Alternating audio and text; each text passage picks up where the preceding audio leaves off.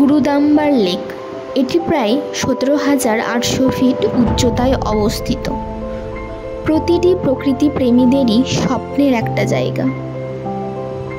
কথিত আছে গুরু নানক যখন এই জায়গায় এসেছিলেন তখন জলের ভীষণ কষ্ট ছিল, তো তিনি তার লাঠি বা ডং দিয়ে যখন এই লেকটার মধ্যে তিনি মারেন তখন এখান থেকে জল বেরিয়ে আসে। সেই জন্য এই লেকটির নাম গুরুদম্বার লেক।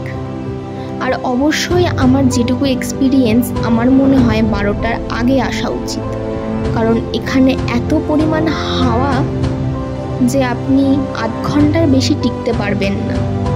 সেরকমই আমাদেরও অবস্থা হয়েছিল, আমরা বারবার গাড়িতে গিয়ে বসছিলাম।